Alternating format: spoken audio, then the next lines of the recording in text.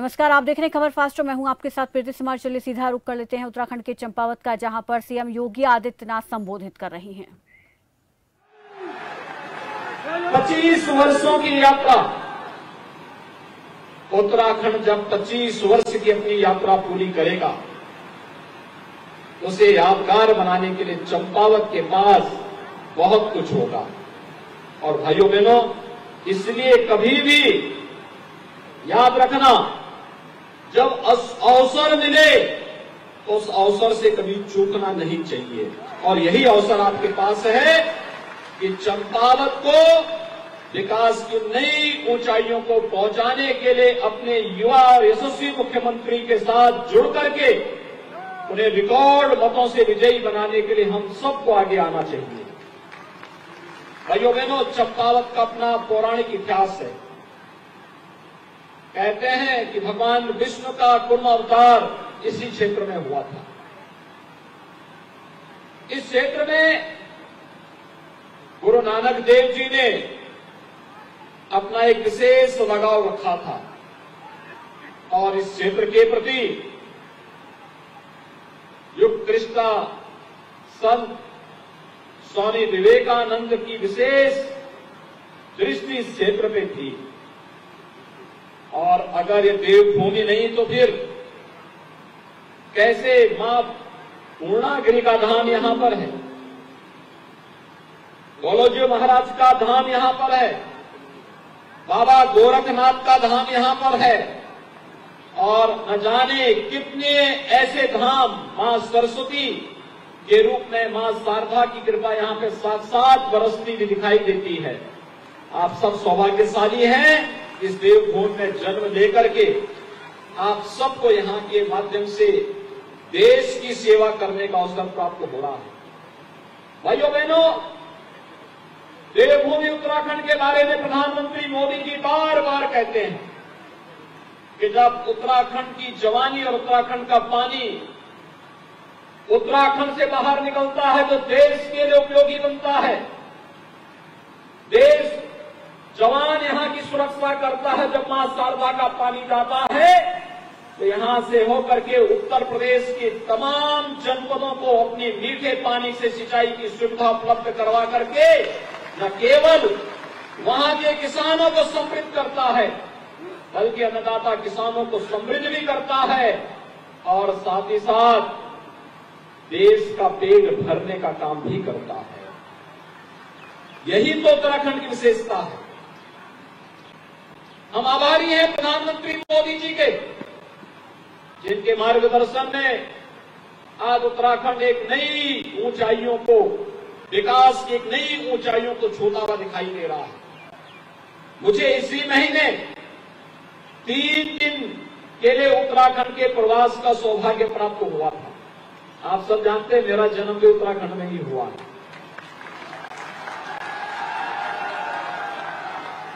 और कई वर्षों के बाद मुझे अपनी जन्मभूमि में जाने का अवसर प्राप्त हुआ था और 3 दिन का प्रवास मेरा बहुत अच्छा रहा।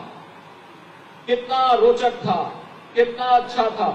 विकास की ऊंचाइयों को, जब मैं यहां बचपन में मैंने अपनी स्कूली शिक्षा उत्तराखंड में पढ़ी थी, तब सड़क नहीं थी, बिजली नहीं थी, पानी नहीं था, स्वास्थ्य की कोई सुविधा नहीं थी। और जब मैं कई वर्षों के बाद उत्तराखंड के उन गांवों में गया, वहां मुझे सड़क मिली, बिजली मिली, पानी मिला, स्वास्थ्य की सुविधा मिली। विकास की एक नई ऊंचाइयों को छूता हुआ उत्तराखंड नए भारत का एक नया उत्तराखंड के रूप में स्थापित हो रहा है। और इस समय तो पर्यटन की जिन नई संभावनाओं को आगे बढ़ा रहे हैं। आपने देखा होगा उत्तराखंड में पिछले दिनों प्रधानमंत्री मोदी जी और मुख्यमंत्री धामी जी ने बाबा केदारनाथ के पावन धाम को राष्ट्र को समर्पित किया। कितना भव्य आयोजन था। कोई सोचता था उच्च हिमालय में इतनी ऊंचाइयों पर आदि शंकराचार्य की प्रतिमा की स्थापना होगी। वह धाम जो 2013 में पूरी तरह प्राकृतिक आपदा की चपेट में आ गया था, कोई सोचता था कितने वर्षों के बाद उत्तराखंड का केदारनाथ धाम फिर से एक नई काया और नए कलेवर के रूप में श्रद्धालु जनों की सुविधा और उनकी आध्यात्मिक पिपासा को फिर से शांत कर पाएगा। लेकिन हम आभारी हैं प्रधानमंत्री मोदी जी के, और मैं धन्यवाद दूंगा श्री पुष्कर सिंह धामी जी को कि आज बाबा केदारनाथ के धाम में जो भी श्रद्धालु जा रहा है वह संतुष्ट होकर के आता है। लाखों श्रद्धालुओं ने अब तक वहां की यात्रा कर ली है। बद्रीनारायण का दर्शन करने के लिए जो भी जा रहा है अभिभूत होकर के आ रहा है।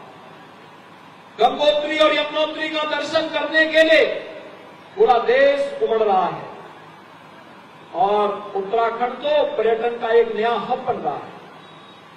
धार्मिक पर्यटन भी है, तो जब धार्मिक पर्यटन 6 महीने के बाद बंद होता है तो उस समय नैनीताल, रानीखेत और बागेश्वर के तीर्थ अपने आप को सभी श्रद्धालुओं और पर्यटकों को अपनी ओर आकर्षित करते हुए दिखाई देते हैं। यानी कितना समन्वय है।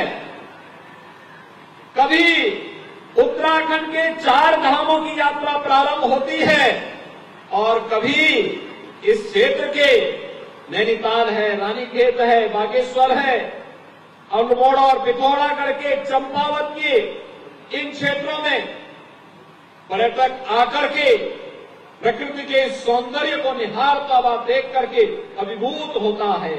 और इसी प्राकृतिक सौंदर्य को देख करके तो स्वामी विवेकानंद भी यहाँ आए थे, गुरु नानक देव भी यहाँ आए थे, और भगवान को भी यहाँ पर अवतार देने के लिए आना पड़ा था। भगवान विष्णु को कुर्म अवतार के रूप में यहाँ पर स्वयं अवतार देने के लिए आना पड़ा था।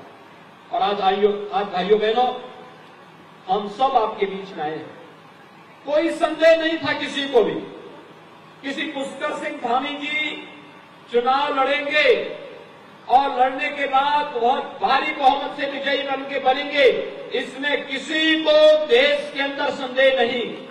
लेकिन भाइयों बहनों, याद रखना, जब तक सफलता हमारे हाथों में ना आ जाए तब तक हमारा प्रयास अनवरत बना रहना चाहिए।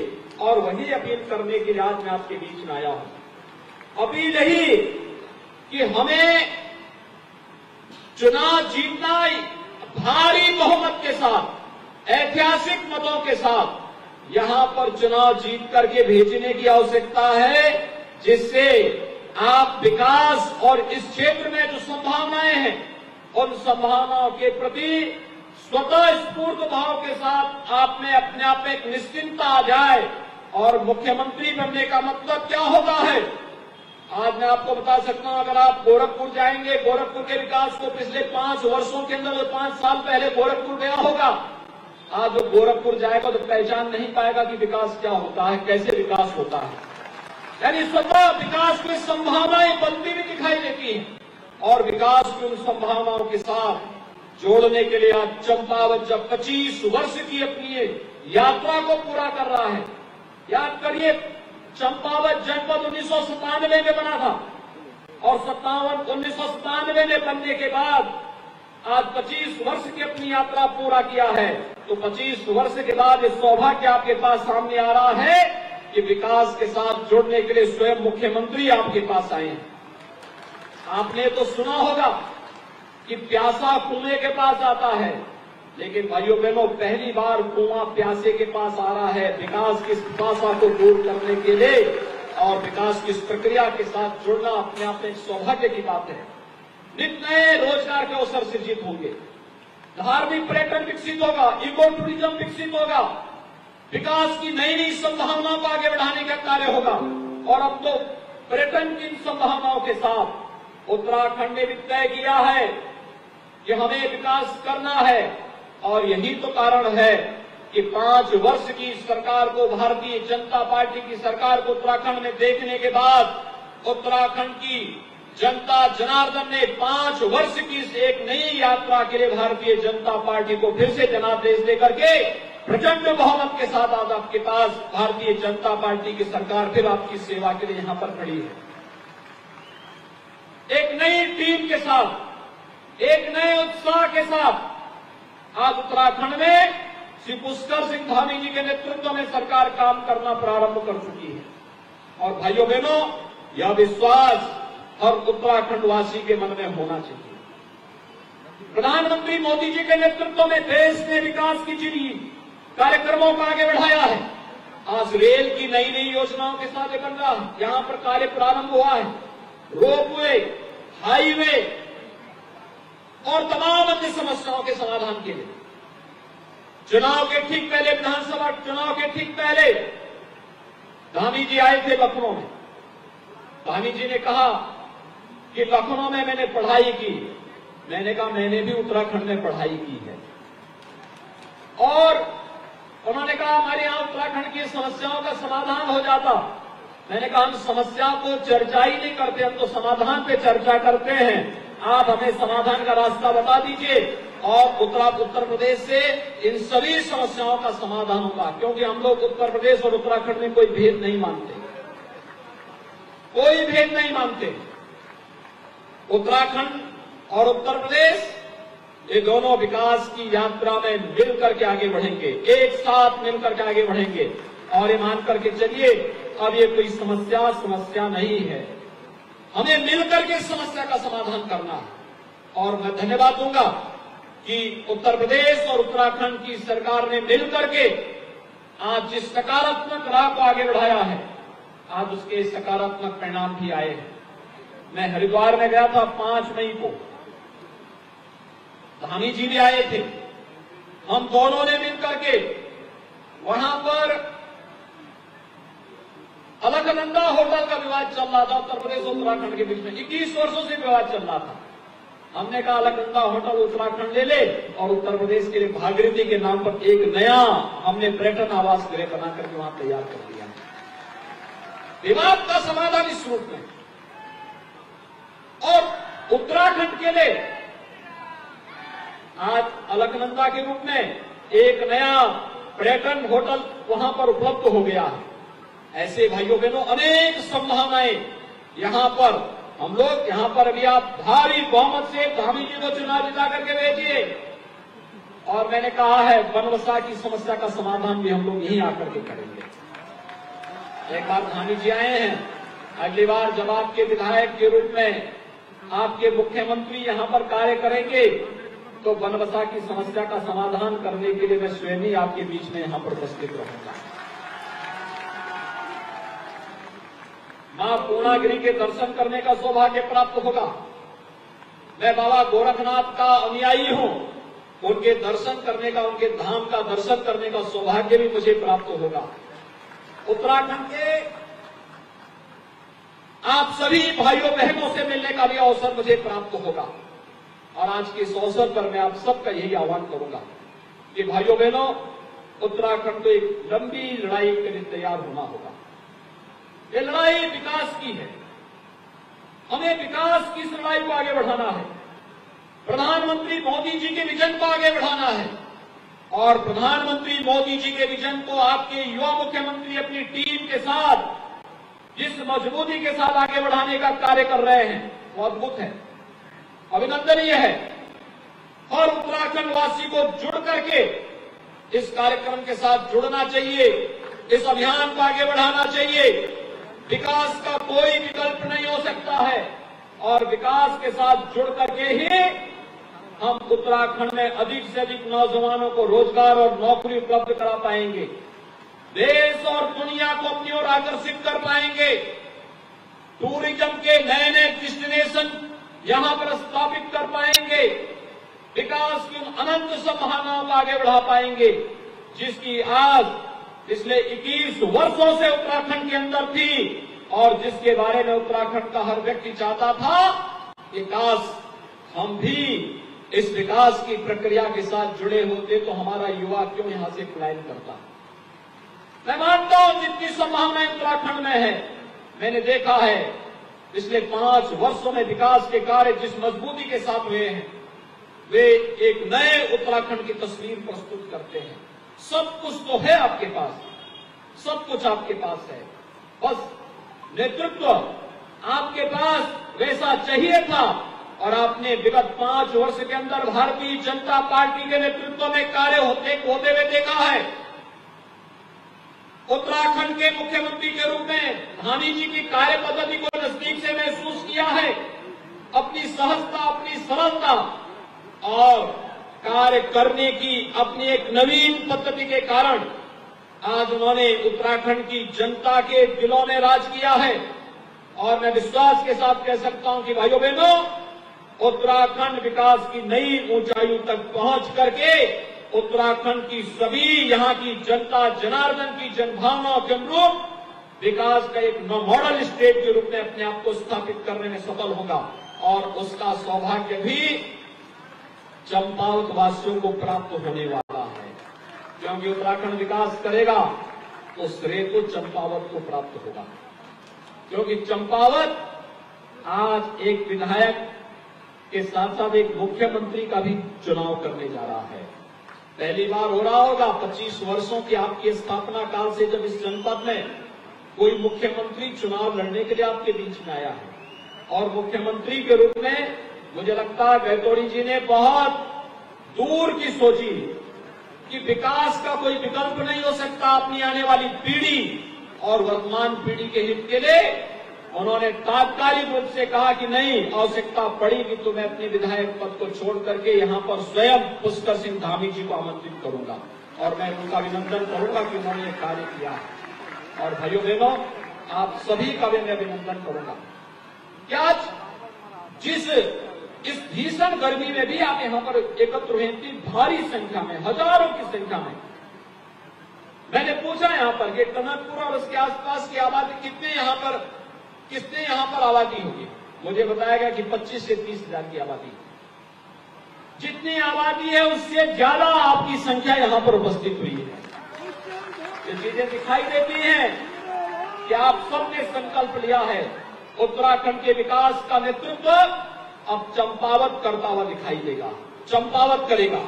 हमने रोड शो में भी देखा है और इस जनसभा के माध्यम से भी हम सबको देखने को मिल रहा है। भाइयों बहनों, जब नेतृत्व यशस्वी होता है, कैसे बड़ी से बड़ी समस्या का समाधान होता हुआ दिखाई देता है। आज आपने देखा होगा अयोध्या के लिए राम मंदिर की चर्चा कर रहे थे धामी जी, और भाइयों बहनों, लोग तमाम प्रकार की बातें करते थे। अयोध्या में राम मंदिर बनेगा कि नहीं बनेगा, लोग इसके बारे में तमाम प्रकार की चर्चाएं करते थे। लेकिन आज तो अयोध्या में भगवान राम का भव्य मंदिर के निर्माण का कार्य भी प्रधानमंत्री मोदी जी के करकमलों से प्रारंभ हो चुका है। भव्य राम मंदिर का काम, कोई विवाद अब नहीं है। ये विवाद तो कांग्रेसी लोग छोड़ करके जाते हैं। हम विवाद नहीं, हम कोई समस्या नहीं मानते। हम लोग तो समाधान पर विश्वास करते हैं, और समाधान वही जो जन भावनाओं के अनुरूप हो, लोक भावनाओं के अनुरूप हो, राष्ट्र भावनाओं के अनुरूप हो। और उसी समाधान की दिशा में अयोध्या में राम मंदिर के विवाद का पटाक्षेप हो चुका है, और अब भगवान राम का भव्य मंदिर के निर्माण का कार्य अयोध्या में युद्ध स्तर पर आगे बढ़ चुका है। और यही नहीं भाइयों बहनों, काशी में भी आपने काशी विश्वनाथ धाम के बारे में सुना होगा। कितना भव्य काशी विश्वनाथ धाम बन चुका है। 1 लाख श्रद्धालु प्रतिदिन वर्तमान में काशी आ रहा है। और जिस काशी विश्वनाथ मंदिर में पहले 20 श्रद्धालु एक साथ जाने में भी उनके लिए सामने समस्या होती थी, आज 1 लाख श्रद्धालु काशी विश्वनाथ धाम के अंदर एकत्र हो सकते हैं और बाबा विश्वनाथ का दर्शन एक साथ कर सकते हैं। ये परिवर्तन मथुरा संवर रही है, मथुरा वृंदावन संवर रही है। भगवान कृष्ण का धाम एक नई ऊर्जा के साथ आज श्रद्धालु जनों को अपनी ओर आकर्षित कर रही है। और भाइयों बहनों, उत्तराखंड के अंदर 4 धाम और पर्यटन की असीम संभावनाओं को आगे बढ़ाने के लिए भारतीय जनता पार्टी की सरकार प्रधानमंत्री मोदी जी के विजन को जिस मजबूती के साथ आगे बढ़ा रही है, विकास की योजनाओं को जिस मजबूती के साथ आगे बढ़ाया जा रहा है, लोक कल्याण की योजनाओं को जिस मजबूती के साथ आगे बढ़ाया जा रहा है, हम सबका दायित्व बनता है कि सरकार के साथ कदम से कदम मिला करके हम सब मिलकर के आगे बढ़ें और आज उसका हम सहभागी भी बने। और यह चंपावत वासियों का सौभाग्य है कि चंपावत उत्तराखंड को नेतृत्व देने के लिए ये सौभाग्य आज आपको प्राप्त हो रहा है कि आपको मुख्यमंत्री के चुनाव के साथ ही पूरे उत्तराखंड का नेतृत्व करने का सौभाग्य प्राप्त होगा। मैं आज के इस अवसर पर आप सभी से अपील करूंगा कि श्री पुष्कर सिंह धामी जी को 31 मई को होने वाले चुनाव में भारी बहुमत से कमल चुनाव चिन्ह पर भारी बहुमत से विजयी बनाने की अपील आप सबसे करता हूं। आप सभी सहमत हैं? मेरे साथ दोनों हाथ ला करके बोलेंगे, सभी लोग सहमत हैं? धामी जी भारी बहुमत से विजयी बनेंगे ना? चुनाव के दिन पहले मतदान फिर जलपान, ये संकल्प होना चाहिए। पहले मतदान। सभी लोग सहमत हैं? दोनों हाथ ला करके मेरे साथ बोलेंगे, माता पूर्णागिरी की, माता पूर्णागिरी की, बाबा गोरखनाथ की, बाबा गोरखनाथ की। जय जय श्री राम, जय जय श्री राम।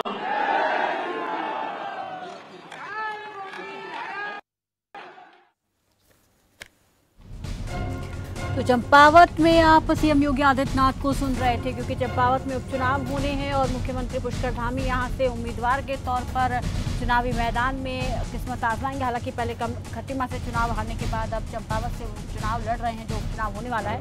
और उन्हीं के चुनाव प्रचार के लिए यहाँ पर सीएम योगी पहुंचे हुए थे। उन्होंने अपने संबोधन में जनता से अपील की है कि चंपावत से होने वाले उपचुनाव में मुख्यमंत्री पुष्कर धामी को विजयी बनाएं और लोगों से अपील की है कि पहले मतदान करें, उसके बाद जलपान करें। तो यहाँ पर उपचुनावों को लेकर चुनाव प्रचार करते हुए दिखाई दिए सीएम योगी आदित्यनाथ।